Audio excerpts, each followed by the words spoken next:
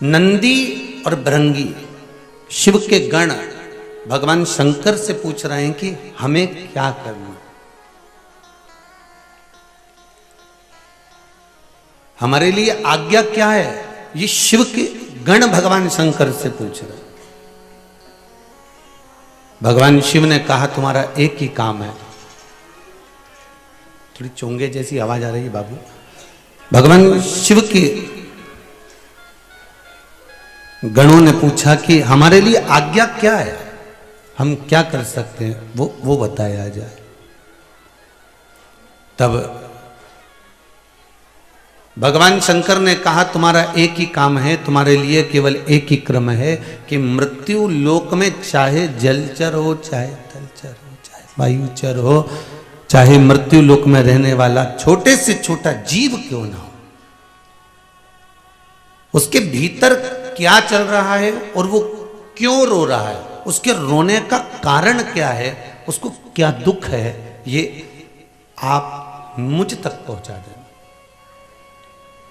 शंकर के जितने गणों का दर्शन आप इस पीछे फोटो में कर रहे हो, फ्लेक्स में कर रहे हो, बैनर में कर रहे हो, या जितने भी शिव जी की शादी में शंकर भगवान के गणों का दर्शन करते हो, ये गण जितने 33 कोटि देवता हैं उससे थोड़े बहुत कम भगवान शंकर के गण हैं।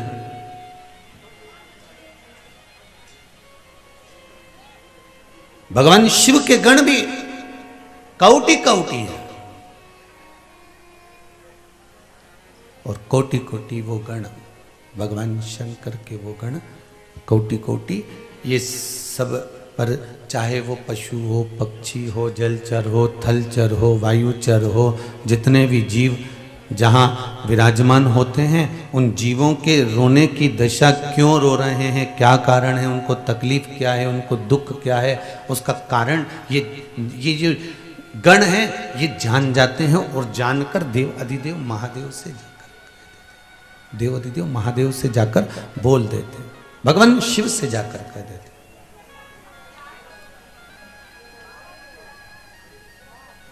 शंभु शरणे पड़ी मांगू घड़ी रे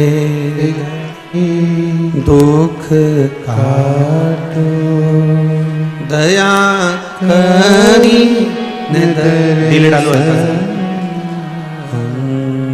शंभु शरणे पड़ी मांगू घड़ी रे घड़ी दुख काटो दया करी दर्शन आपो। भगवान शिव की कथा कर रही। एक चींटी भी रोती है, एक पक्षी भी रोता है, एक पशु भी रोता है, एक जलचर जल में रहने वाला जीव भी रोता है, एक वायु में रहने वाला, एक थल पर रहने वाला जीव भी रोता है।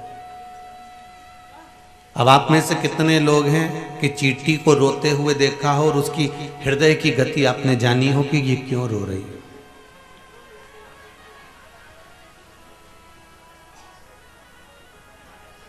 चींटी को घबराहट होती कि नहीं होती, जैसे तुमको घबराहट हो जाती है एकदम, कहीं भीड़ में गए या कोई एकदम तुम्हारे ऊपर आया, कोई चीज पत्थर तुम्हारे ऊपर एकदम आया तो घबराओ कि नहीं घबराओ। तो चींटी घबराए कि नहीं घबराए। जब तुम्हें घबराहट होती है तो चींटी को भी होती होगी, तुम देखना उसको जरा सा तुम टच कर लेना, बस वो घबराई और भाग गई। घबराहट हुई कि नहीं, उसको भी घबराहट हुई, उसको भी घबराहट आई कि नहीं, चींटी को भी घबराहट हो रही है। चींटे को पकड़ना चाहोगे तो चींटे को भी घबराहट हो रही है। जलचर थलचर वायुचर जितने जीव हैं इनको अगर आप थोड़ा सा भी कष्ट दोगे, थोड़ी भी तकलीफ दोगे तो इनको भी घबराहट होने लगती है।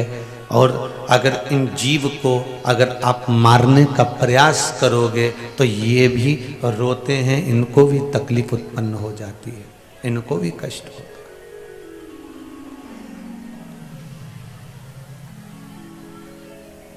इस संसार सागर में आने के बाद कोई ऐसा नहीं जिसको कष्ट नहीं।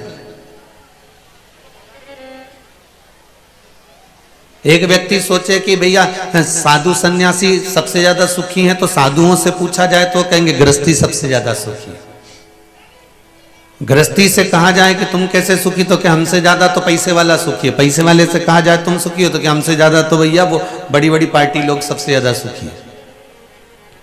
बड़े बड़े पार्टी वालों से पूछा जाए तुम सुखी हो, तो क्या भैया हमसे तो अच्छा वो गरीबड़ा भैया कहीं मतलब का नहीं, अपन तो कमाओ कमाओ कमाओ और मालूम पड़े सारा टैक्स में भरते जाओ, और वो गरीब बड़ा अच्छा 2 रुपया किलो में गेहूं मिल गया, खाया पिया चक तो अच्छा।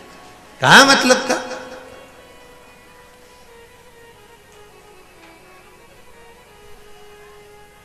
धन को बचाने का भी टेंशन, रखने का भी टेंशन, तो उससे तो वो गरीब बड़ा। फिर गरीब बड़े से पूछा तू सुखी है? अरे अपन काय का सुखी भैया, देखो पैसे वाले कितने जोरदार गाड़ी में घूम रहे हैं, बंगले में रह रहे हैं, जमीन। तो यहाँ तो प्रत्येक व्यक्ति के हृदय में दुख समाहित ही चलता रहता है। दुख की परिभाषा चलती रहती है, दुख समाहित चलता ही रह रहा है। उसकी परिभाषा के अंतर्गत दुख उसके अंतर्गत घूम ही रहा है।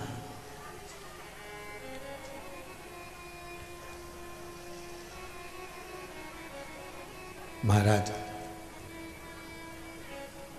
हम तेरी दुनिया में आकर खो गए, कर ना पाए हरि भजन और सो गए, कर ना पाए हरि भजन और सो गए। भगवान की कथा कर रही है, स्मरण कर रहा है, संकीर्तन कर रहा है, नाम जाप मंत्र जाप कर रहा है कि आपकी भक्ति। अब वृक्ष रो रहे हैं, पशु पक्षी रो रहे हैं, जलचर थलचर रो रहे हैं, तो इनके रोने की खबर, इनके दुख की खबर, इनको क्या कष्ट है उसकी खबर, इनको क्या तकलीफ है उसकी खबर भगवान तक कौन भेजता है? वो भेजने वाला कोई दूसरा नहीं होता। शंकर भगवान से गणों ने पूछा कि हमारा कार्य क्या है, तो शंकर जी ने कहा तुम्हारा कार्य एक ही है कि मृत्यु लोक में जलचर थलचर वायुचर जितने जीव हैं इनको क्या कष्ट है, उनके कष्ट की दशा तुम्हें हमें बताना।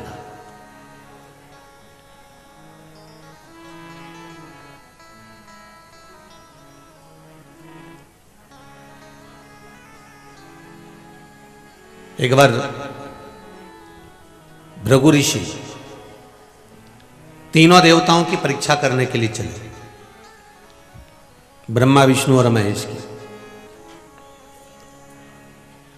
अब भृगु ऋषि जब परीक्षा करने के लिए चले तीनों देवताओं की, तो सबसे पहले भृगु बाबा पहुंचे ब्रह्मदेव के पास में, और ब्रह्मा जी के पास में जाकर उन्होंने जो देखा, और ब्रह्मा जी के पास में जैसे ही पहुंचे तो ब्रह्मा जी तो अपने नेत्र बंद करके भगवान की भक्ति में लगे हुए थे, और जैसे ही भृगु बाबा आए तो ब्रह्मा जी उठ के खड़े नहीं हुए, उन्हें आदर नहीं करा, सम्मान नहीं करा, तो इनको क्रोध आ गया और इन्होंने ब्रह्मा जी को थोड़ा सा श्रापित कर दिया।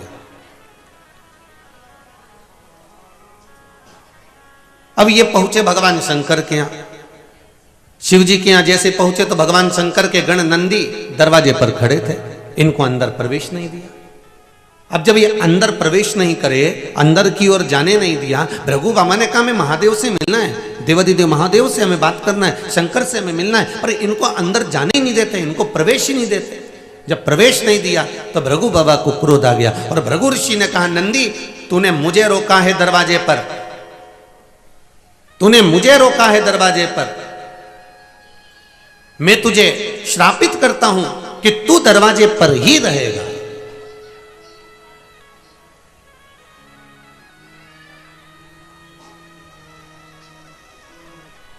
अब पहुंचे भगवान विष्णु के यहां, नारायण सो रहे थे। जाते से भृगु बाबा ने लात का प्रहार कर दिया, चरण का प्रहार करा छाती पर। लक्ष्मी जी को बड़ा क्रोध आया, पर भगवान ने उनके चरण में चंदन लगाया, मेरे मालिक ने, मेरे नारायण ने भृगु बाबा के चरण में चंदन लगाया।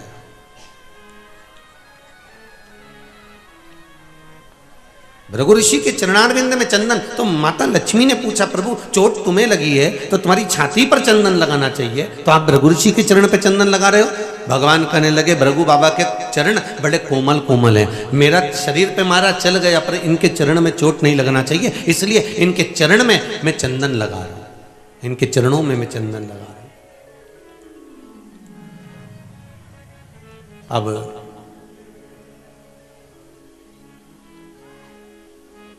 आज नंदी भगवान शंकर का गण सबको मोदक खिला रहा है।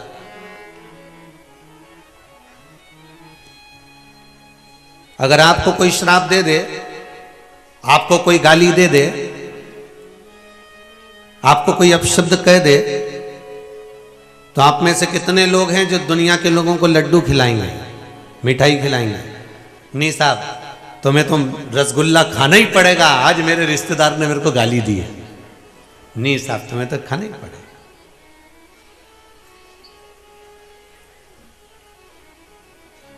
आज मेरे रिश्तेदारों ने मुझे गाली दी है, आपको रसगुल्ला खाना पड़ेगा। आप में से कितने लोग हैं जितने आस्था पर सुन रहे हो, जितने फेसबुक यूट्यूब पर सुन रहे हो, कोई रसगुल्ला खिलाएगा? किसी ने गाली दी तो, कोई अपशब्द कहा तो कोई मिठाई खिलाएगा? नहीं। पर नंदी सबको मोदक खिला रहे हैं, सबको मोदक खिला रहे हैं, सब प्रसन्न भाव में मोदक खा रहे। अब सब प्रसन्न भाव में जब मोदक खा रहे थे तो भगवान देवादिदेव महादेव बाहर आए और शंकर जी ने पूछा, जैसे ही नंदी से पूछा, क्यों रे नंदी ये बता कि ये मोदक किस लिए बट रहा? तो नंदी ने कहा, प्रभु आज बड़ी प्रसन्नता का दिन है, भृगु ऋषि आए थे यहाँ पे। अच्छा, तो मेरे से तो मिलके ही नहीं गए। इतने में नंदी ने कहा, आप तो समाधि में लीन थे, तपस्या में लगे हुए थे, मैंने मना कर दिया। तो फिर मोदक दे कर गए हैं क्या? वो मोदक दे के नहीं गए, मैंने मोदक बनवाया है। अच्छा, क्यों बनवाया? क्योंकि उन्होंने श्राप दिया है मेरे को कि तू दरवाजे पे ही मिलेगा शंकर। अब ये भृगु बाबा ने मुझे श्राप नहीं दिया है, ये भृगु ऋषि ने मुझे वर प्रदान कर दिया कि मेरा शंकर मुझसे दूर नहीं रहेगा, मेरे सामने रहेगा, मेरा शिव मुझसे दूर नहीं, मेरे सम्मुख में रहेगा। ये भृगु बाबा का मुझे वर प्राप्त हो गया, इसमें श्राप नहीं दिया, इसमें मुझे श्राप नहीं मिला।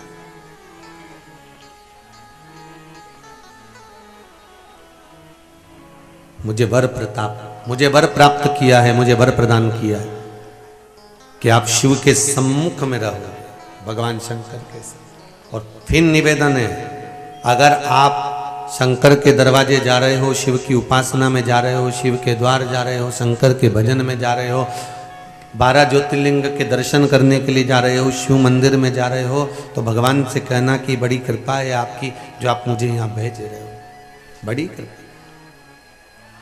तेरी कृपा बिना नहीं ले एक भी अणु, लेते हैं श्वास तेरी कृपा से तनु तनु। हे गंगाधार मुक्ति द्वार ओमकार तू, भोले ओमकार तू, आयो शरण तिहारी, भोले हार तार तू। भगवान शिव की कथा कर रही हो, गणदानी शंकर का चरित्र, देवादिदेव महादेव का चरित्र का, उसकी अगर कृपा है और आप शिव मंदिर तक जा रहे हो, शंकर के भजन तक जा रहे हो, तो उसमें शिव की कृपा जाना।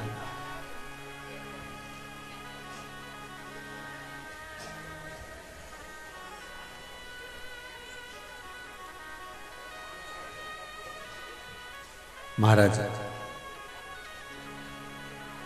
शिव कथा कह रहे हैं, मैंने गणों को अपने पास में रखा है।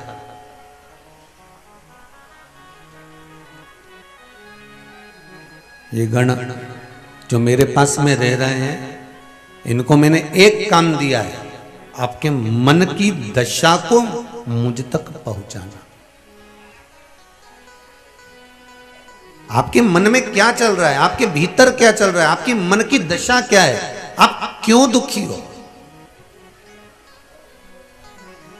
उस दुख का जो कारण होता है, भगवान शंकर के गण दिखते नहीं है, भगवान शिव के गण कभी नजर नहीं आएंगे आपको, पर भगवान शंकर के गण आपके बीच में, आपके सम्मुख में होते हैं।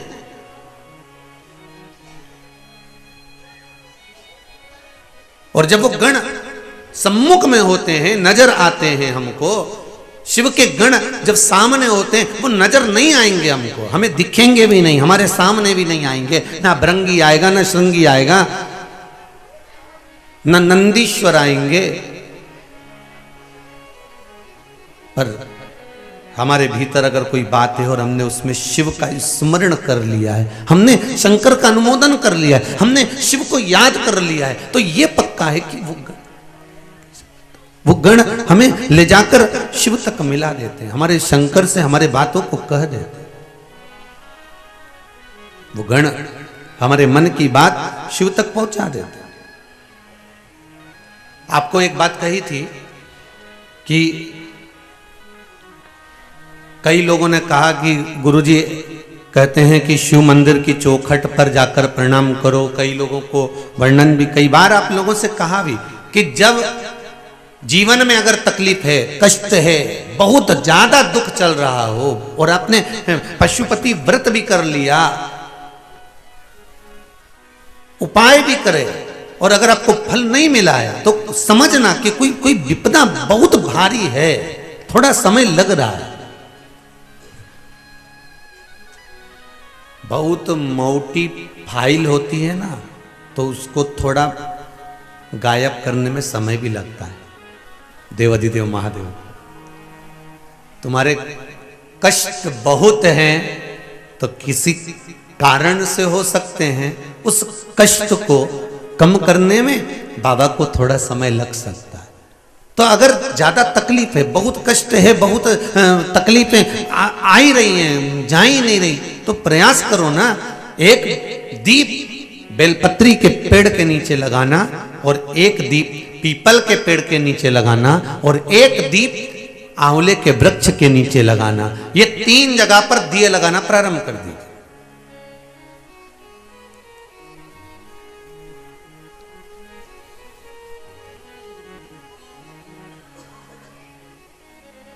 और तीनों जगह दीप लगाते समय भाव प्रकट करते रहिए। श्री शिवाय नमस्तुभ्यं, श्री शिवाय नमस्तुभ्यं, श्री शिवाय नमस्तुभ्यं। भाव प्रकट कर दो।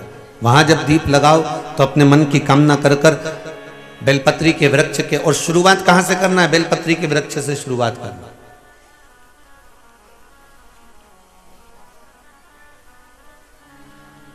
घी का दीप लगाइए, घृत का,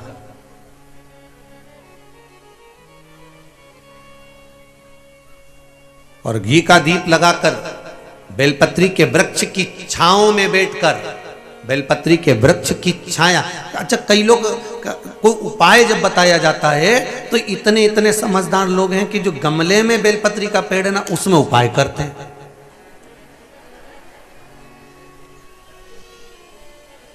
अब बोला क्या गया था आपको?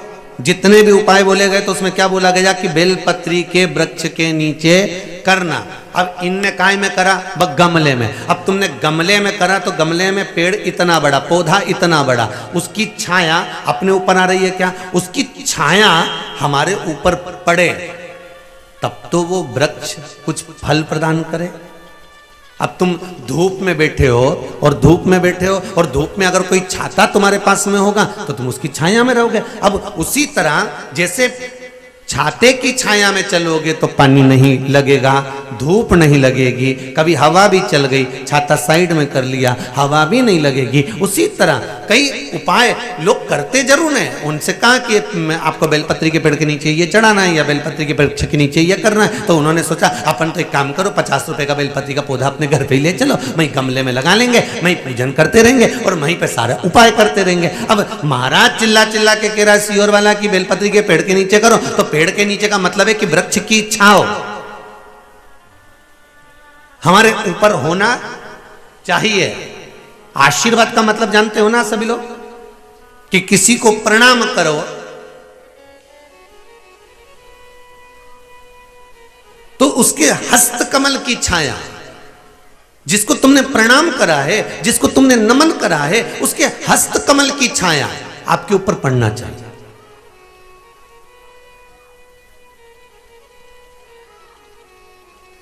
हस्तकमल की छाया पड़ना या दृष्टि पड़ना, इन दोनों में ज्योतिषाचार्यों से किसी से पूछा जाए, हम ज्योतिषाचार्य नहीं है, पर किसी ज्योतिषाचार्य से जाकर पूछा जाए कि जब कोई प्रणाम करता है, जब कोई नमन करता है, तो हाथ की छाया या हस्तकमल या दृष्टि क्यों डाली जाती है, उसका कारण क्या है? तो वो कहेंगे ये इन उंगलियों में शंख और चक्र हैं। प्रत्येक मनुष्य की उंगलियों में शंख चक्र होते हैं, यहां बने होते हैं, प्रत्येक मनुष्य की उंगली में होते हैं शंख और चक्र। जब वो जो झुकता है, प्रणाम करता है, उस पर जब अपने हाथ उठाकर आशीर्वाद देता है, तो ये शंख और चक्र का भाव उसके ऊपर किरण के रूप में प्रकट हो जाता है, और उसके ऊपर कोई ऐसा काम हो रहा होता है या उसको कोई दुख आने वाला होता है, तो बुजुर्गों के, गुरु के, घर के बड़ों के, कोई बयों के, चाहे संत महात्मा, साधु जन, ब्राह्मण जन, संत जन का जब हाथ उठता है और उसकी उंगलियों का प्रकाश उस जीव पर पड़ता है, तो फिर जो दुख आने वाला होता है वो कुछ समय के लिए टल जाता है। इसलिए कहते सुखी रहो। कोई माता पिता अगर आशीर्वाद देंगे तो आशीर्वाद हाथ उठा कर कहेंगे बेटा खुश रहो, बेटा आनंद में रहो, सुखी रहो। गुरुजी के पास जाओगे तो गुरुजी एक धप्प मार कर कहेंगे जा जा चल जा, आनंद से रहे, आशीर्वाद दे दिया। तो ये जो आशीर्वाद है, ये उंगलियों से निकलने वाला जो शंख और चक्र प्रत्येक मनुष्य की उंगली में होता है, भगवान ने दिया ही इसलिए है कि आप उससे किसी ना किसी को वर प्रदान करते रहें, आप किसी का कल्याण करते रहें। उसी तरह दृष्टि है, आशीर्वाद हाथ उठाकर भी दिया जाता है, नेत्र दृष्टि से भी दिया जाता है। दृष्टि से कोई भजन करने वाला, पूजन करने वाला, अर्चना करने वाला, सेवा करने वाला, भगवत स्मरण करने वाला, कोई संत, कोई साधु, कोई सन्यासी, कोई ब्राह्मण, कोई भगवान की भक्ति में डूबने वाला, कोई भजन करने वाला, कोई जीव है भगवान की भक्ति में, कोई गुरुजी लगे हुए हैं, भजन में कोई गुरुजी लगे हैं, उनसे हमें ये नहीं कहना है कि आप आशीर्वाद दो साहब, हमें तो केवल उनके सामने जाकर खड़े हो जाना है और उनकी दृष्टि हम पर पड़ गई और इतने में हमारा कल्याण हो गया। मात्र दृष्टि से भी वर की प्राप्ति है। किसी साधु जन की, किसी गुरु जन की, किसी महात्मा, किसी संत, किसी जोगी, कोई सन्यासी, कोई तपस्वी, कोई ब्राह्मण जन की मात्र दृष्टि भी पड़ गई तो सुखी हो गया। जैसे बच्चा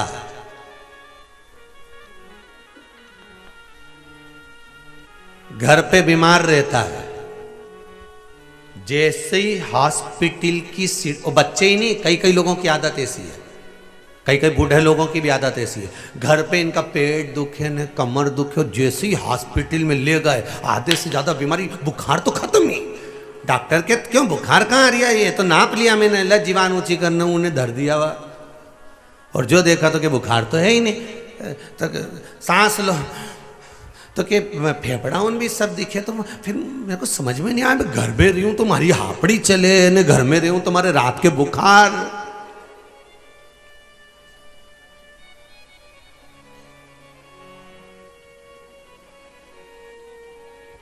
पर डॉक्टर साहब मेरे को तो लगता है कि आपका हाथ लगते से ही ठीक हो जाओ।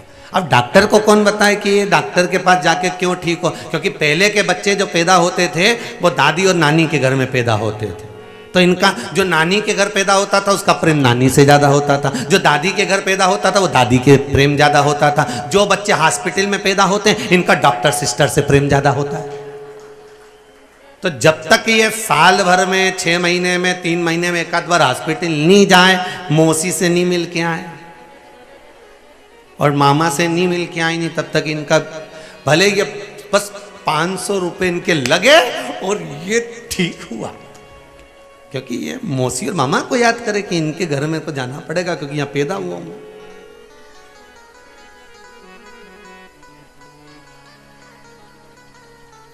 वहां पहुंचना पड़ेगा। तो शिव पुराण कह रही है, शंकर की कथा कर रही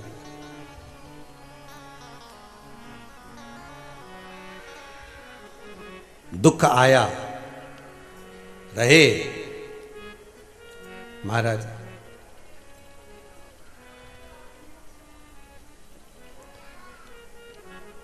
और ऐसा कोई संसार में नहीं जन्मा जिसका हिसाब मेरे भगवान शिव ओघड़दानी त्रिकालदर्शी कैलाशी अविनाशी शिव की कृपा ही कुछ है। महाराज भगवान शंकर के जितने गण हैं ना, वो कुछ ना कुछ आपके भीतर क्या चल रहा है, आप मंदिर में जाकर क्या बोल रहे हो, मंदिर में जाकर आपने क्या विनय करा है, क्या निवेदन करा है, क्या विनती करी है, या मंदिर में नहीं भी पहुँचे तो आप जहाँ बैठकर भगवान की भक्ति धारण कर रहे हैं, जहाँ बैठकर आप भगवान का भजन धारण कर रहे हैं, वहाँ आपकी चित्त वृत्ति में क्या चल रहा है। ये नंदी भृंगी जितने भी गण हैं भगवान के, ये सब शिव जी के पास जाकर कर देते हैं, भगवान शंकर से जाकर निवेदन कर देते हैं, शिव ओघड़ी से जाकर कह देते हैं। इसलिए निवेदन है आपसे, आप जब भी मंदिर में जाएं या ना जाएं, आपने अगर दिल से भगवान को रिझाया, दिल से बोला है, तो भगवान रिझ जाए। केवल आपको मन से कहना है भगवान से, शंभु शरणे पड़ी मांगू घड़ी रे घड़ी दुख काटो दया करी दर्शन दया करी दर्शन। केवल आप बाबा से जाकर, भगवान शिव से जाकर, भगवान ओघड़दानी से जाकर निवेदन करेंगे, आपको उसका सुख, उसका आनंद आपको प्राप्त होगा। आप विनय करें बाबा से, कभी भी एक बात का स्मरण अपने भीतर रखना कि भजन का, सत्संग का, संकीर्तन का, कथा का, कीर्तन का, भगवान की भक्ति का अहंकार मत होने देना। बस इतना ध्यान रखना। और यदि कभी भगवान की भक्ति में डूबने का मौका मिले तो उसमें दिखावा मत होने देना।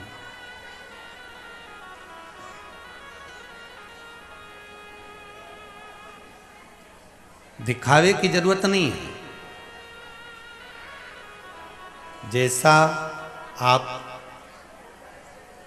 कभी कई जगहों पर तो लोग दिखावे के चक्कर में कथा सत्संग आदि खोवे तो उसमें कुछ ज़्यादा बढ़ चढ़ कर दिखा देवे, पर कभी आप मौका मिले तो जो टीवी पर आप भगवान का स्वरूप देख रहे हो, या मंदिर बनते हुए देख रहे हो, या गौशाला देख रहे हो, या वृद्धाश्रम बनते हुए देख रहे हो,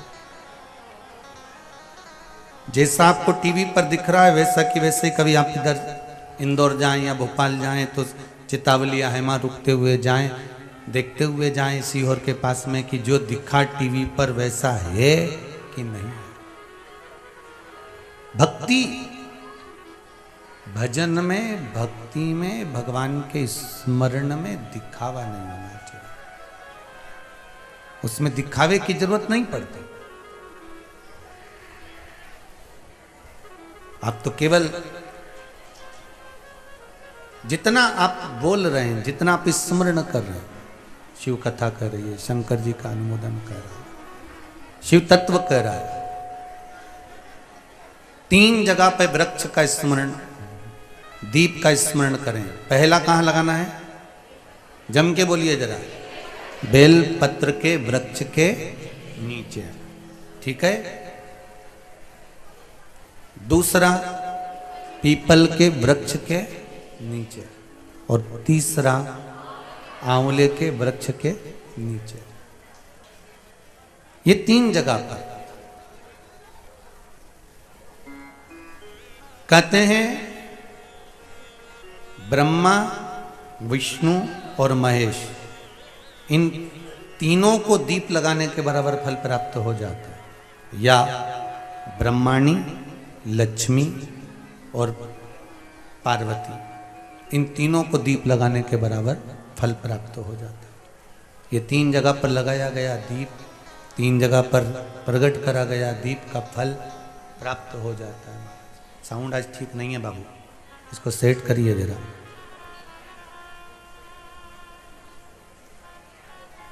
तीन जगह के फल का आनंद प्राप्त हो जाता है।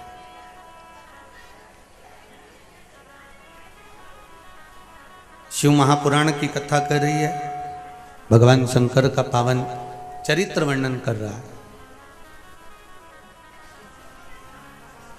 दीप लगाते समय एक बात का स्मरण आपके जीवन में रहे, जब भगवान को दीप प्रकट करें, प्रज्वलित करें, तो प्रयासरत रहें, प्रयास करें कि आप जब दीप प्रज्वलित करें तो ये मन की कामना कर कर करें कि हम भगवान को प्रसन्न करने के लिए दीप लगा रहे हैं।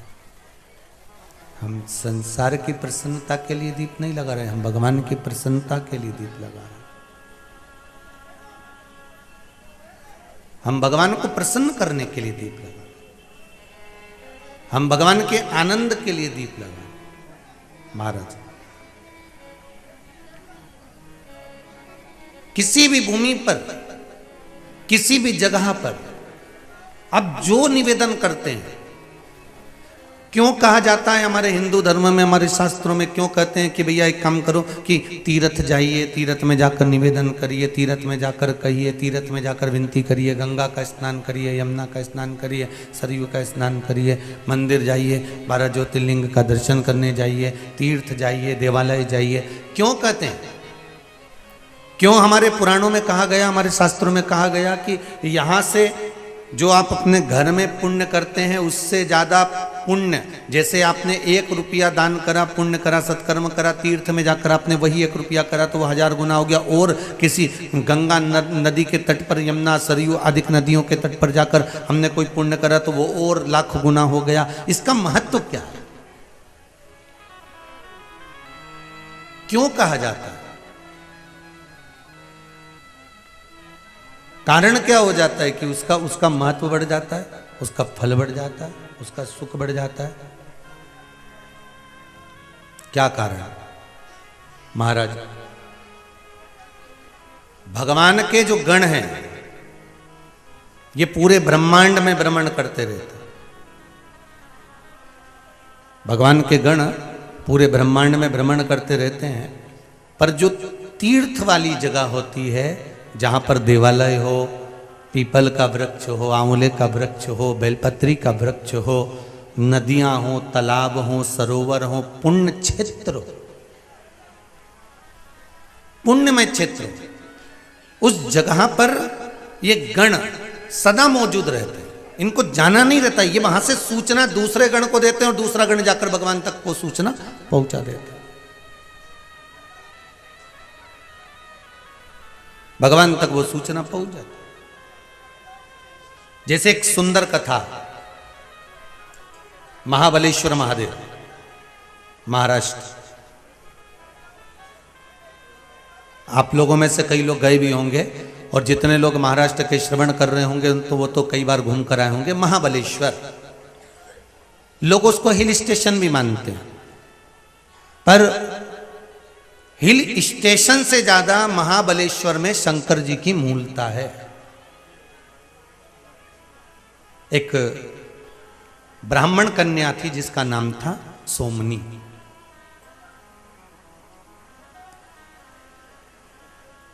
और वो ब्राह्मण कन्या सोमनी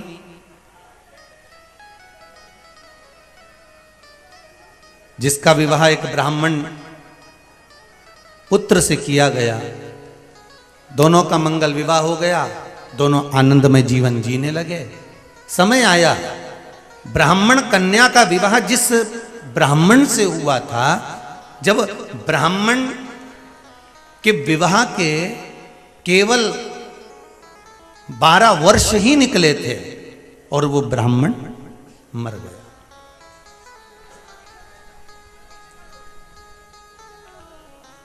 अब वो ब्राह्मण मर गया। अब ब्राह्मण युवान अवस्था में आया, युवान अवस्था में आया और उसके प्राण चले गए। और ये कन्या भी, ब्राह्मण की जो बेटी थी सोमनी, ये सोमनी भी तरुणी अवस्था में आई, युवान अवस्था में आई और विधवा हो गई, वेदव्य हो गई।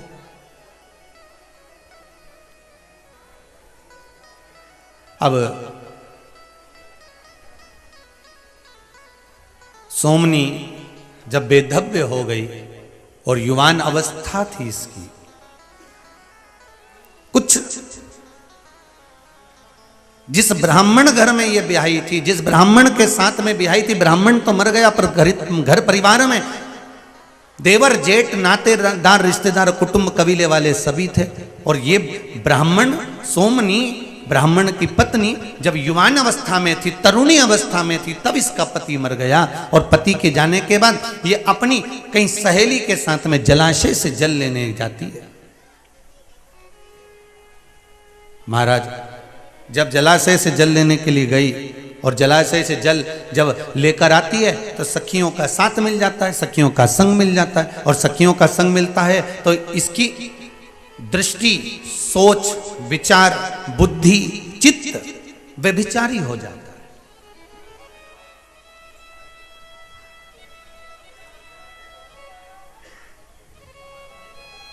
इसकी सोच बदल गई, इसकी विचार बदल गए, ये व्यभिचारिणी हो गई। अब परिवार वालों को मालूम पड़ा कि ये गलत मार्ग पर चली गई है, ये गलत मार्ग पर जा रही है, ये सोमनी ये गलत मार्ग पर जा रही है और इसने पर पुरुषों के साथ में रहना प्रारंभ कर दिया। तो परिवार वालों को गुस्सा आया, परिवार वालों को चाहिए था कि उसको समझाएं, उसको ज्ञान दें, उसको समझाने का प्रयास करें। जब कोई बच्चे गलत मार्ग पर जाते हैं तो मेरा माता पिताओं से निवेदन है, उसको मारना नहीं, उसको डांटना नहीं, उसको समझाने का प्रयास करना। हमारे शिव महापुराण में ऐसे ऐसे शिवलिंगों का वर्णन आता है साहब कि उस शिवलिंग के पास का जल मात्र लाकर पिला दिया जाए। जैसे आपको कहा था शिव पौड़ी का जल मदिरा पीने वालों के लिए श्रेष्ठ होता है। पांडुकेश्वर का जल, शरीर में लकवा लग गया, शरीर की इंद्रियां काम करना बंद कर दी, हाथ पैर से विकलांग हो गए, तो पांडुकेश्वर का जल काम करना प्रारंभ कर देता है। आप अगर दिल से उसको रिझा रहे हो, दिल से अगर विनती कर रहे हो, आपका केवल एक प्रार्थना, शिव को आपके धन और दौलत से मतलब नहीं है। ये सोमनी ब्राह्मण की बेटी, ये सोमनी ब्राह्मण के साथ विवाह हुआ पर गलत संगत में पड़ गई, और गलत संगत में पड़ गई तो गलत विचार आ गए, पर पुरुषों के साथ रहने लगी, व्यभिचारिणी हो गई। परिवार वालों को मालूम पड़ा, उन्होंने उसको समझाने का प्रयास नहीं करा। हम अपने बच्चों को समझाने का प्रयास करें कि हमारे जीवन में हमें सतमार्ग की ओर कैसे चलना।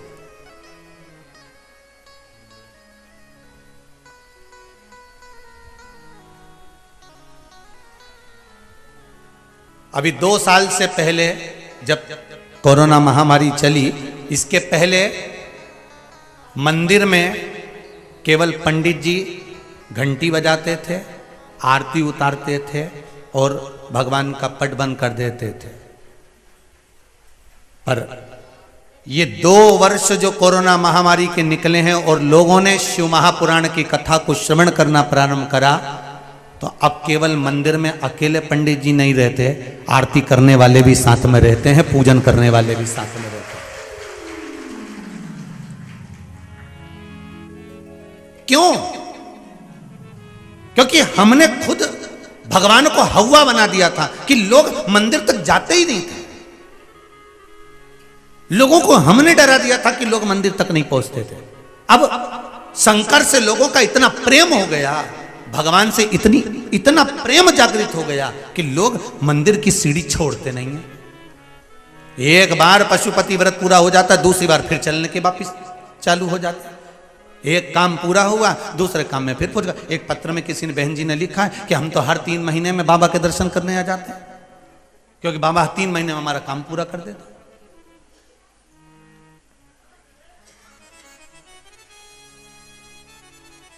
सोमनी को समझाया नहीं गया, ब्राह्मण की बेटी को समझाया नहीं गया, ससुराल वालों ने ले जाकर उसको एकांत में जंगल में छोड़ दिया। ऐसे वीराने जंगल में छोड़ा कि इसको कोई पशु पक्षी खा जाएगा, ये मर जाएगी, यहीं पर रह जाए, क्योंकि हमारे कुल को बर्बाद कर रही है, हमारे कुल को बदनाम कर रही है, इसको छोड़ दिया जाए।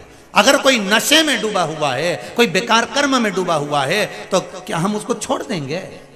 हम उसको ले जाकर जंगल में पटक देंगे? हम उसको ले जाकर कहीं छोड़ देंगे? नहीं, उसको समझाने का प्रयास करो, उसको शिव की भक्ति में डुबाने का प्रयास करो, उसको भगवान के भजन में डुबाने का प्रयास करो। कह दो उससे, तुझे काम नहीं करना ना, मत कर। मंदिर में झाड़ू लगा, पोछा लगा, शिव मंदिर की आराधना कर, शंकर की भक्ति धारण कर। कभी तो शंकर की भक्ति में डूबेगा तो एक दिन तो शंकर उसका हाथ पकड़ेंगे। वो वाली बात याद रख लो, वो टेढ़ी चोटी वाली, भला है बुरा है ओ मेरा पति तो मेरा।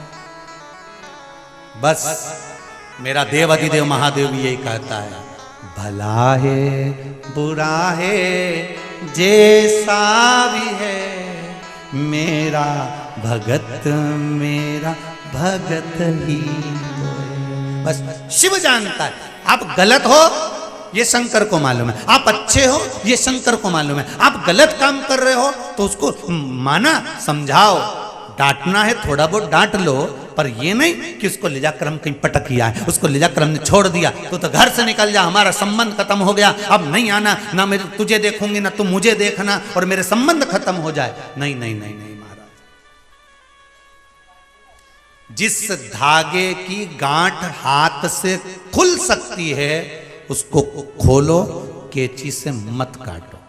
उसको खोलो, कैंची से मत काटो। जब गांठ जम के लग गई हो तब कैंची का प्रयोग करो। अगर कोई बात प्रेम से सही हो सकती है तो उसको प्रेम से खोलो, जीवान की कैंची से काट कर अलग मत करो, उसको खोलने का प्रयास करो। संगत बिगाड़ेगी, सोमनी को बिगाड़ दिया संगत ने, वो जंगल में पहुंच गई, घर के लोग वापिस आ गए, रोती बिलखती अकेली पड़ी थी, पर संगत का असर ऐसा था कि इसको वहां भी वैसे ही मिल गए। एक भील ऐसा मिल गया, वो भी मांसाहार करने वाला, मदिरा पान करने वाला, और उसने इसको देख लिया। युवान थी, तरुणी थी, बड़ी सुंदर थी। उस भील ने अपना साथ बनाया और इसको अपने साथ ले गया। अब अपने साथ ले गया, भूखा मरता क्या ना करता, इसके घर में रहने लगी। भील के साथ में इसने विवाह कर लिया, शादी कर ली। तो जैसा भील मांस लेकर आता है मांस खाती, मदिरा लेकर आता तो ये भी मदिरा पीती।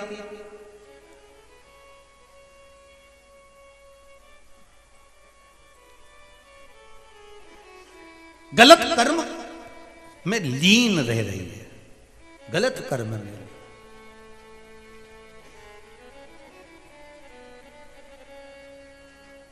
किसी गलत व्यक्ति से विवाह करने के बाद में कन्या सोचे कि मेरा जीवन अच्छा है तो ये जीवन भले अच्छा हो सकता है, पर अगला जीवन बेकार ही होगा, अगला जीवन बेकार ही होगा।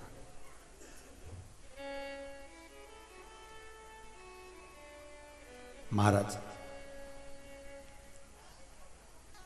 घर में एक बेटी ने जन्म ले लिया सोमनी के।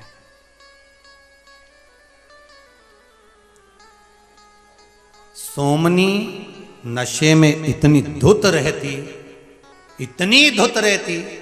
जितना वो भील उतनी वो सोमनी। घर में बेटी ने जन्म ले लिया, जन्म लेने के बाद एक दिन भील कहीं चले गया और बेटी को जन्म देने के बाद ये भूख के मारे बिलबिला रही थी, बिलख रही थी, मुझे भूख लगी।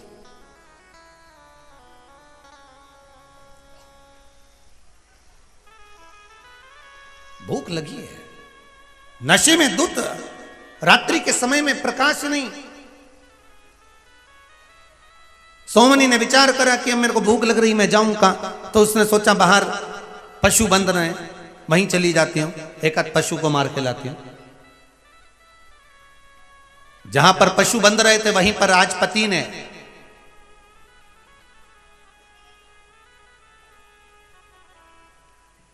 गाय बछड़ों को भी बांध रखा था। ये नशे में इतनी धुत थी सोमनी, पहुंच गई रात्रि के समय पर, भूख से बिलख रही थी। और अंदर जाकर इसने जो नशे में देखा, सामने बकरा बंधा हुआ था, बकरे को खोला, खोल कर इसने फरसा उठाकर उस बकरे का सिर काट दिया। खींचती हुई लेकर अपने कक्ष की ओर गई, मांस खाने के लिए लेकर गई थी, पर जाकर क्या देखती है कि ये बकरा नहीं मरा, एक गाय का बछड़ा मर गया था। फिर भी गाय का बछड़ा मर चुका था, और जो बछड़ा मरा इसके मुख से 2 बार निकल गया शिव शिव। परंतु नशा इतना था कि भूख तेज थी, उसको ही खा गया।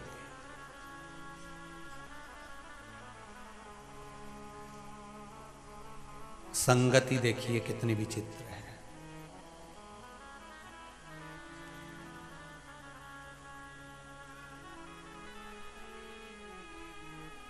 समय आया, कहीं जा रही थी, ब्राह्मण की बेटी थी, इसलिए पछतावे के रूप में 2 बार मुख से क्या निकल गया था, शिव शिव। और ये शिव नाम किसकी संगत से निकला था? जिस ब्राह्मण के साथ इसका विवाह हुआ था, जिस ब्राह्मण के साथ में इसकी शादी हुई थी, सोमनी का वो पति शिव भक्ति में लगा रहता था,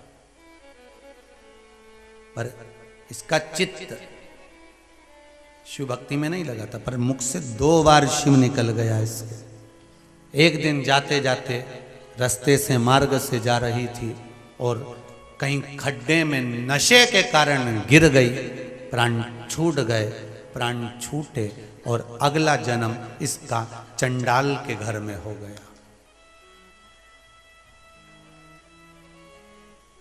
अब पहले भी खाने पीने वाले के घर में पहुंच गई थी, आज फिर अब चंडाल के घर में जन्म हुआ।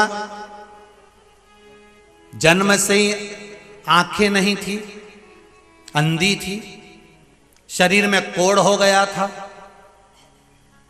जन्म देने के बाद में माता पिता मर गए थे, भूख से बिलखती थी, चंडाल के घर में जो मिल जाता था वो खा लेती थी। बड़ी हो गई, नेत्र ज्योति नहीं है, शरीर में कष्ट बहुत है, बिलखती है, रोती है, चीखती है, चिल्लाती है।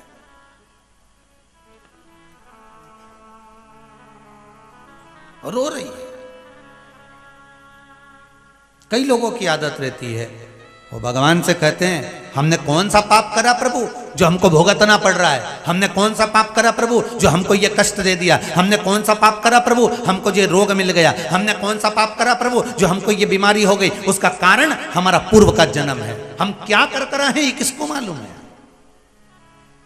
शिव महापुराण की कथा बार बार कहती है, मत बुरे कर्म कर बंदे वरना पछताएगा, भगवान की आंखों से तू बच नहीं पाएगा, तू बच नहीं पाएगा।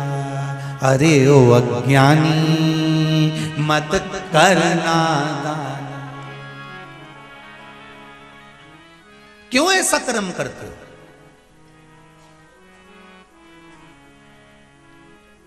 भगवान से कहना, अगर मनुष्य का शरीर दिया है ना भोलेनाथ, तो तेरे संकीर्तन में लगा कर रखना, तेरी सेवा में लगा कर रखना, तेरे भजन में लगा कर रखना, तेरे कीर्तन में लगा कर रखना।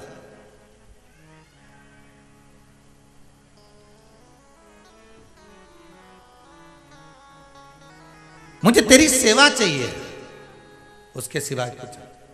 एक कोटा से बालक आया हुआ है, उस बालक ने कल भी बोला, परसों भी बोला, गुरुजी अब मैं 2-4-8 दिन यहाँ आया हूँ, मुझे सेवा का मौका देना। कहीं बैठा होगा, हाँ ये बैठे। मुझे सेवा का मौका देना गुरुजी। बस मैं यहाँ पर सेवा करूं 8 दिन, और मुझे विश्वास है कि मैंने अगर 4 दिन सेवा कर लिया, 2 दिन सेवा कर लिया, 7 दिन सेवा कर लिया, तो मेरा विश्वास कहता है कि बाबा मेरी सुनेगा। मुझे सेवा दे महाराज। और सीधी सीधी बातें शिव महापुराण भी तो ये कहती है, कर सेवा तू लगन लगाकर, मन में सच्चा भाव जगाकर, ये की आंखें खोलो रे, अब शिव जी के हो रे।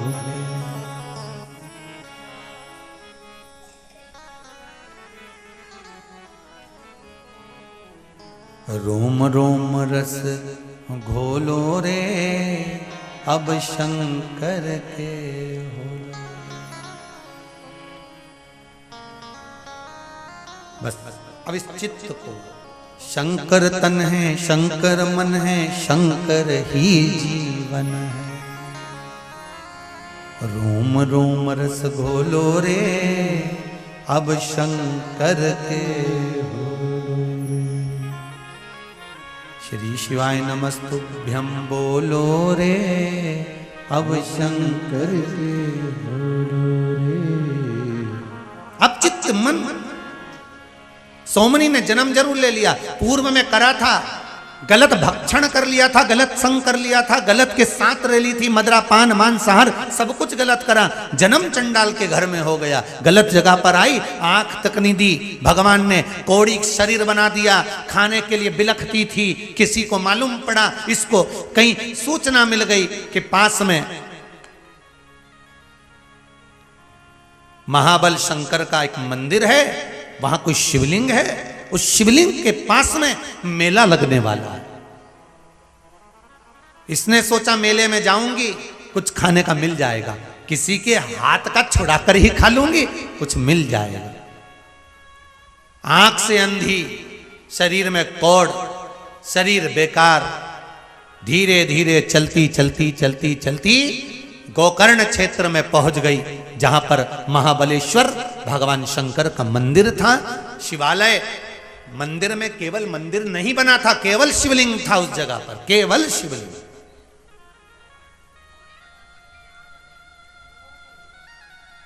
और उस शिवलिंग के पास बहुत दूरी पर शिवलिंग था, ये पहुंच गई, किसी को लगा दया आ गई, किसी को देखो ये मंदिर आई है दर्शन करने के लिए, आंख नहीं है, शरीर में कोढ़ हो रहा है, पूरा शरीर बेकार हो रहा है, तो किसी ने मन में सोचा इसके पास में, बिचारी के पास में बेलपत्र नहीं है चढ़ाने के लिए, तो किसी भक्त ने उसके हाथ में बेलपत्र पकड़ा दिया, ये बेलपत्र ले।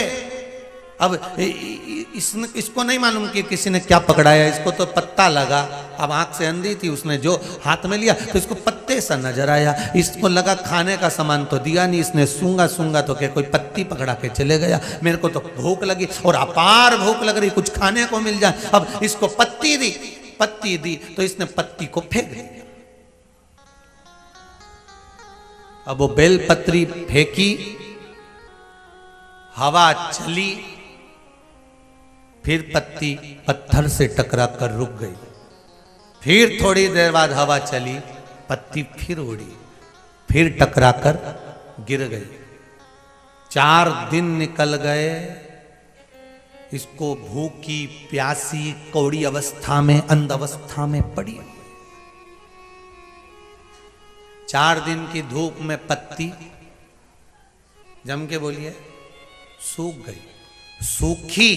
अब की बार जो हवा चली, पत्ती सीधे शंकर के शिवलिंग से टकरा गई, सीधे।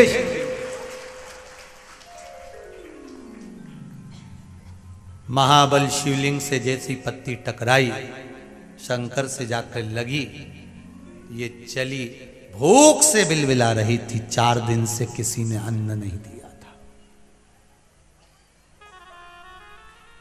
भूख से बिलबिला रही। महाबल के पास से गोकर्ण क्षेत्र से आगे बढ़ी, वापिस जाने लगी, टकराती हुई, गिरती पड़ती, भूख से बिलकती हुई चली, चक्कर खाकर भूख के मारे बिलकती हुई प्राणों को तड़प तड़प के प्राण छोड़ दिए।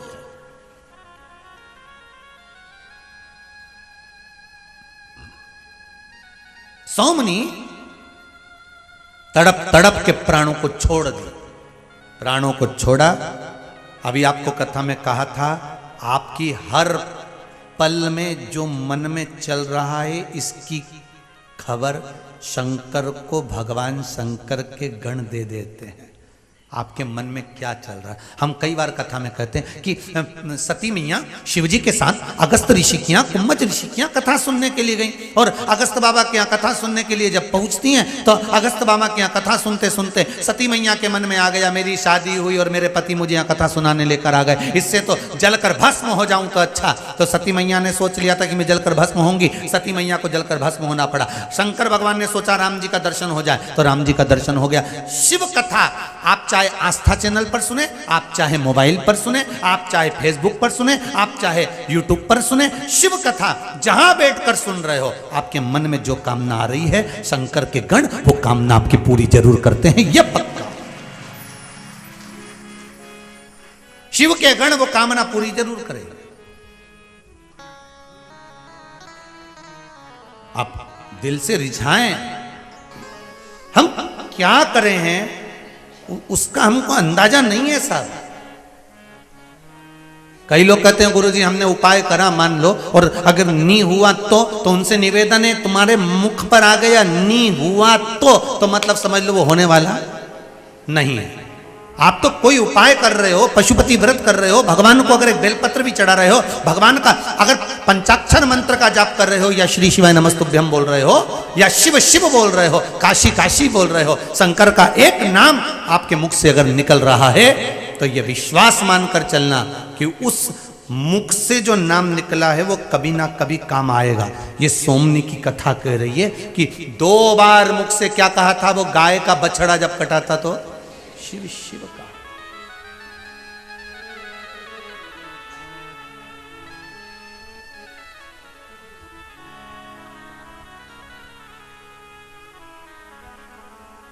अब आपके मन में आएगा कि उसका सोमनी का जब मुख से शिव शिव निकला था फिर चंडाल के घर में काहे को जन्मी, फिर उसकी आंख से अंधी क्यों हुई, फिर शरीर में कोढ़ क्यों हुआ, फिर दुख क्यों भोगा उसने। जब शंकर का नाम 2 बार लिया था तो ये शरीर में रोग क्यों हुआ, शरीर में दुख क्यों हुआ, चंडाल के घर में जन्म क्यों हुआ।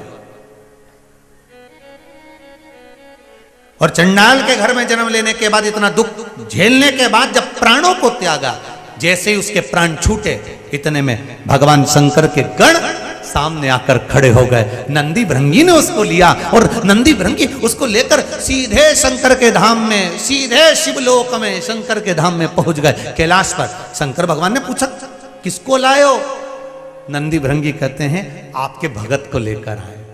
भगत को? हाँ। वहीं से संत निकल कर जा रहे थे, उन्होंने कहा भोलेनाथ के दरबार में और ये चंडाल की बेटी जिसके शरीर पर कोढ़ हो गया था, जिसके आंख की अंधी थी, जिसने गाय के मांस का भक्षण किया था, मदिरा का पान किया था,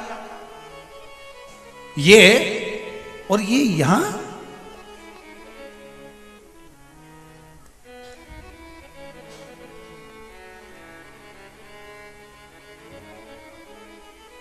पहुंची। धर्मराज को बुलाया गया। अलग से बुलाने की तो जरूरत होती ही नहीं थी यमराज और धर्मराज को। शंकर भगवान के यहाँ अलग से धर्मराज और यमराज को बुलाने की जरूरत नहीं होती, क्योंकि यमराज ने तप करा था भगवान भूतनाथ भूतेश्वर शंकर का, और तप कर कर जैसे ही यमराज उठा था, शंकर भगवान को जो देखा तो शंकर भगवान को देखकर कहा सारे देवताओं के पास में वाहन है पर शिव जी के पास जाने आने के लिए कुछ भी नहीं है। तो यमराज ने भगवान शंकर से कहा प्रभु मेरी इच्छा है आपको कुछ दूं, कुछ गिफ्ट करूं, एक आध गाड़ी वाड़ी में आपको दे दूं। शंकर भगवान ने कहा मुझे गाड़ी वाड़ी नहीं चाहिए, मैं तो पैदल चलता हूं, कैलाश पे रहता हूं, घूम आता हूं, फिर आता हूं। नहीं नहीं प्रभु आपको कुछ ना कुछ तो मैं दूंगा। शंकर भगवान ने कहा क्या देना चाहता है? यमराज कहता है मुझे अपनी सेवा में ले लीजिए। शंकर भगवान ने कहा ठीक है तू धर्मराज मेरा नंदी बनेगा और मैं तेरे पर सवारी करूंगा। यम तो उसके साथ में चलता है। यम और धर्म मेरे शंकर के हर पल साथ में है। जब यमराज की सवारी खुद कर रहा हो, धर्मराज की सवारी मेरा भूतनाथ, मेरा भूतेश्वर, मेरा शंकर कर रहा हो, तो फिर कहां काल सामने आएगा।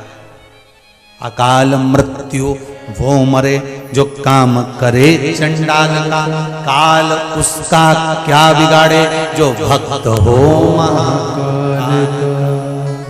फिर कौन सामने आए, फिर क्यों घबराना।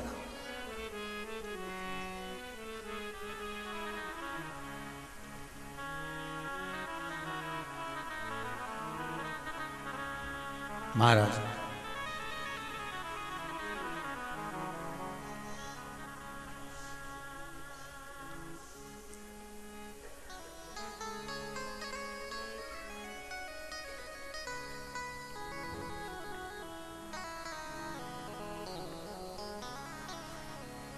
भगवान बोले, इसके पाप और पुण्य क्या है। ब्राह्मण की बेटी होकर व्यभिचारिणी हुई, भील से विवाह करा, पति के जाने के बाद मांस मदिरा का पान करा, बेटी को जन्म दिया, गाय का बछड़ा कटा, उसका भक्षण करा, जन्म ली चंडाल के घर में। चंडाल के घर में जन्म लेने के बाद में फिर मरी, तो ये शिव के दरवाजे कैसे आ गई, क्या कारण है इसके आने का। शंकर भगवान के गण इसको लेकर क्यों आ गए शिव के द्वार। तो नंदी से पूछा, धर्मराज से पूछा, तुम बताओ क्या बात है। नंदी ने कहा, ये व्यभिचारिणी होने के बाद भी इसके हाथ से जब गाय का बछड़ा कटा तो इसने 2 बार शिव शिव कहा।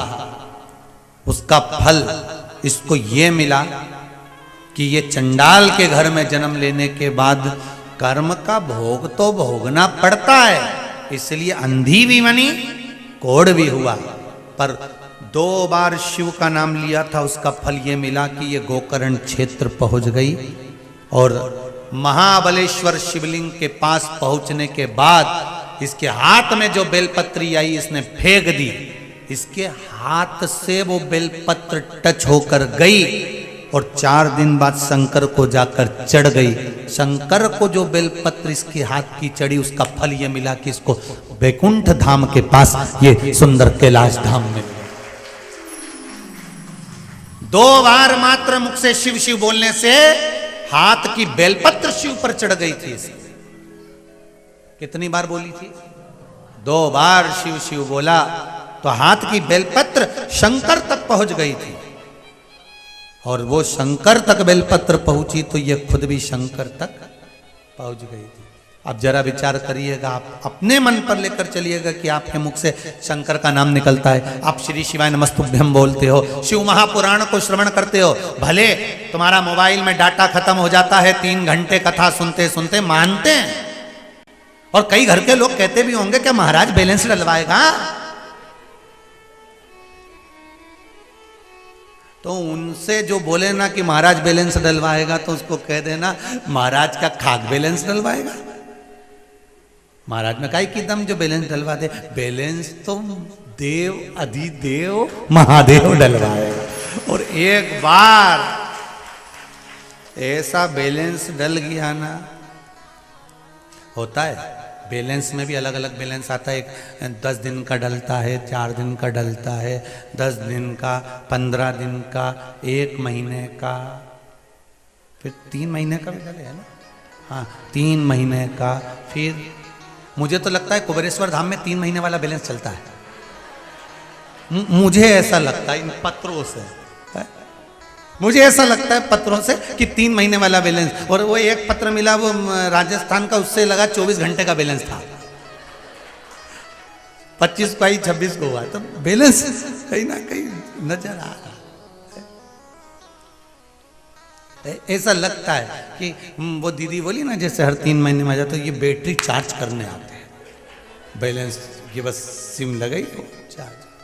श्री शिवाय नमस्तुभ्यं, श्री शिवाय नमस्तुभ्यं, श्री शिवाय नमस्तुभ्यं, श्री शिवाय नमस्तुभ्यं श्री शिवाय नमस्तुभ्यं श्री शिवाय नमस्तुभ्यं।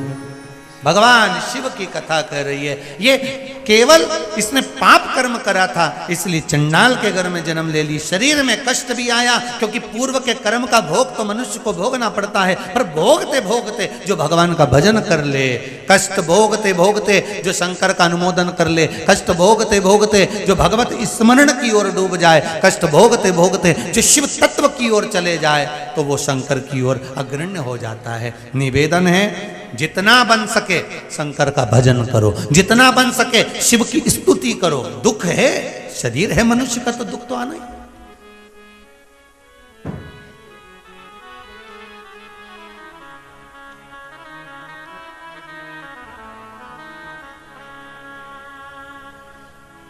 दुख तो आएगा, मनुष्य का शरीर मानव की देह है, पर भगवान से भी कहते रहना मेरे गिनियो ना अपराध, ओ शंभु त्रिपुरारी, हे शंकर हे ओ।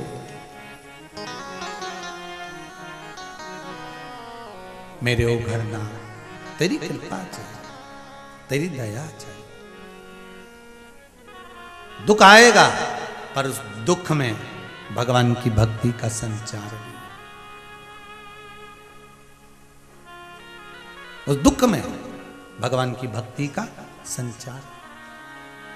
महाराज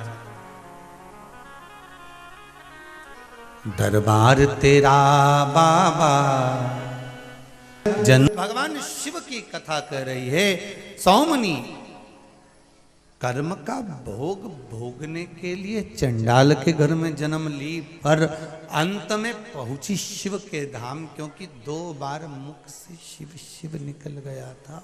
एक बेलपत्र हाथ की लगी हुई शिव को चढ़ गई थी। अब एक बहुत सुंदर बातें हैं शिव महापुराण की, आप ध्यान देंगे तो आपको जीवन में आनंद की अनुभूति होगी। बेलपत्र वृक्षारोपण महोत्सव करा था, याद है आपने? सबने खूब बेलपत्री के वृक्ष लगाए। जरा विचार करिएगा, सोमनी के हाथ से टच हुई बेलपत्र शंकर को जाकर लगी तो उसको शिवधाम मिल गया। तुम्हारे द्वारा लगाया गया बेल का पेड़, बेलपत्री का वृक्ष जब बड़ा होगा, उसकी पत्ती टूटकर जब शिव को चढ़ेगी तो तुम भी कहीं इधर उधर नहीं भटकोगे, सीधे शिव के धाम में ही मिलोगे, शंकर के धाम। दरबार तेरा बाबा जन्नत का नजारा मिले। जरा विचार करिएगा, एक पत्र, एक पत्ती मात्र बेल की टच होकर गई और कैलाश धाम मिल गए। और ध्यान दो, 2 बार शिव बोला था, व्यभिचारिणी हुई उस समय पर, तो बेलपत्री टच होकर चली गई और बेलपत्री गई तो वो खुद कैलाश धाम चली गई। अगर आप भी शंकर का भजन कर रहे हो, 1 लोटा पानी चढ़ा रहे हो, शिव की भक्ति कर रहे हो, तो समझ लेना कि आप कोई साधारण नहीं हो सकते, शंकर के हो, और शंकर ने प्रेरणा दी है, इसलिए शिवधाम के अधिकारी, शिवधाम के अधिकारी हो।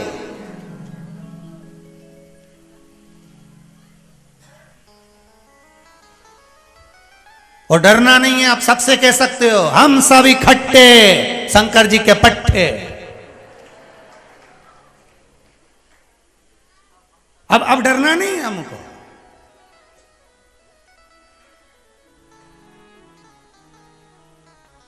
यमराज हमारा रिश्तेदार,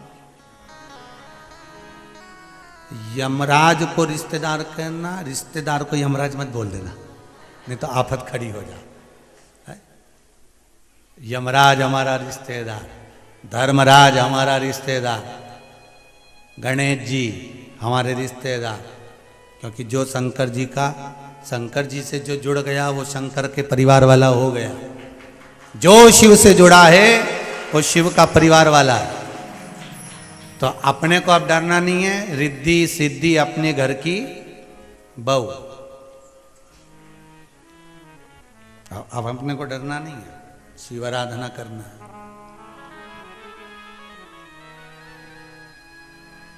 भक्ति में डूबो।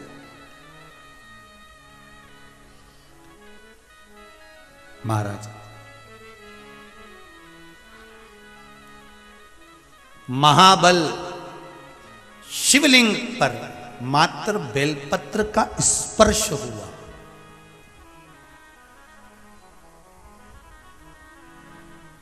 महाबलेश्वर में पंच तीर्थ हैं। कितने तीर्थ हैं? पंच तीर्थ। आप कभी गए होगे तो दर्शन किया होगा आपने। जब रावण शंकर भगवान को लेकर चलता है, 2 बार रावण शिव जी को लेकर चला है।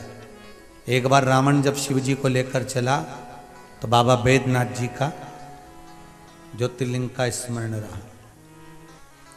एक बार रावण जब भगवान शंकर को अपनी मां के लिए शिवलिंग लेकर जा रहा था,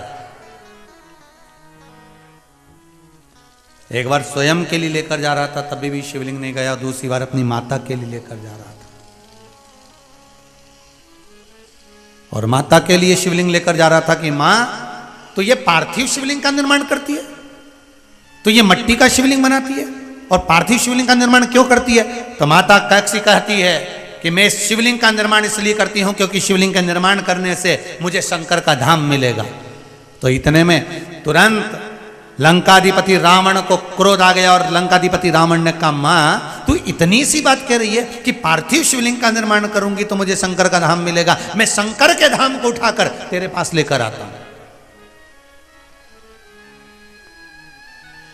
मैं शिव के धाम को उठाकर लाता हूं और भगवान शंकर के कैलाश धाम को स्वयं लंकाधिपति रावण कैलाश को उठाया। जो हाथ में उठाया कैलाश को लंकाधिपति रावण ने अपनी भुजाओं पर, जैसे ही कैलाश पर्वत को उठाया, शंकर भगवान से माता पार्वती पूछ रही, प्रभु आज कैलाश को हो क्या गया? ये हिल क्यों रहा है, डोल क्यों रहा है? शंकर भगवान के डोल नहीं रहा, रावण ने उठा के रखा है हाथ में। रावण ने उठाया? हाँ। तो पार्वती जी बोली, कुछ बोलो, कहीं पटक आया तो। अब इसने तो हाथ में उठा लिया, अब डलिया को ले जाके कोई कहीं पटक दे तो इसका क्या भरोसा? तो प्रभु कुछ तो करो। शंकर भगवान बोले, मेरा भगत है, मैं कुछ नहीं कर सकता। पार्वती जी ने कहा, तुम्हारा भगत है, तुम कुछ नहीं कर सकते। तो इसका विरोधी कोई नहीं आया यहाँ।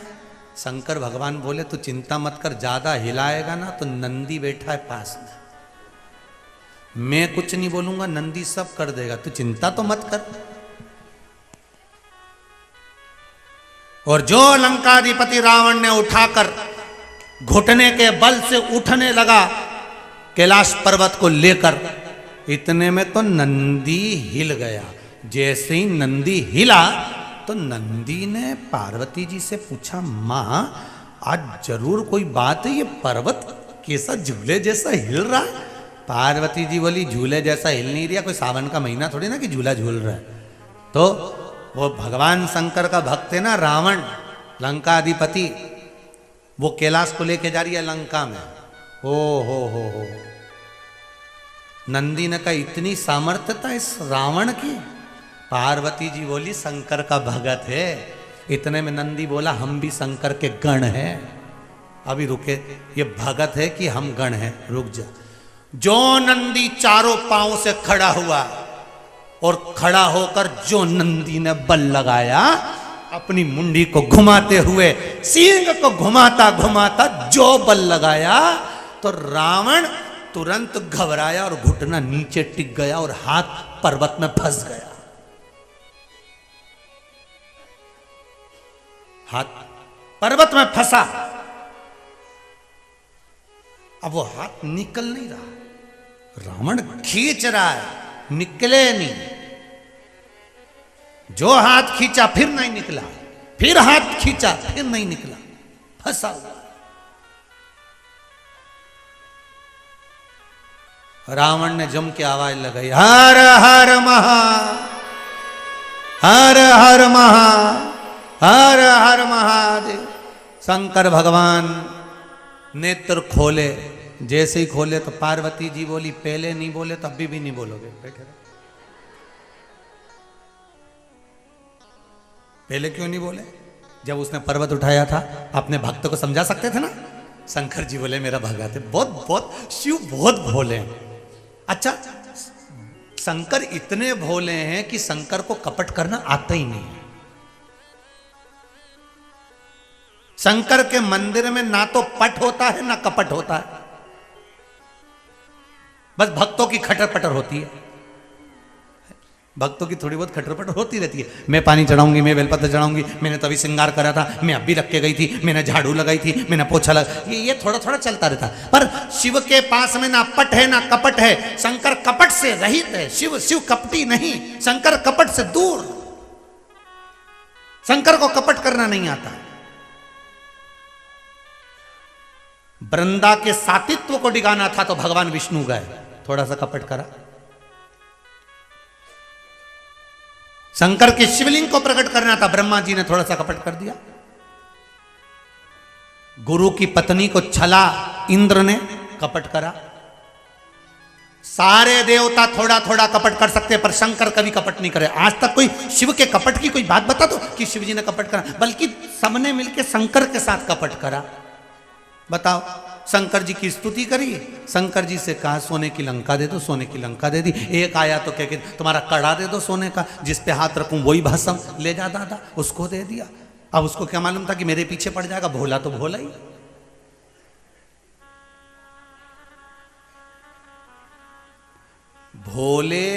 भोला जो व्यक्ति होता है ना, वो किसी के साथ कपट नहीं करता, पर दुनिया के लोग उसी के साथ कपट करते हैं। कोई सामान मंगवाना है, समझदार पति बैठा है पास में कुर्सी पे, उससे नहीं कहेगी कि जाके जरा सामान लिया। जो बेचारा भोला भाला रहे नहीं, ले 5 रुपए ले जा, मूली खरीद के लिया।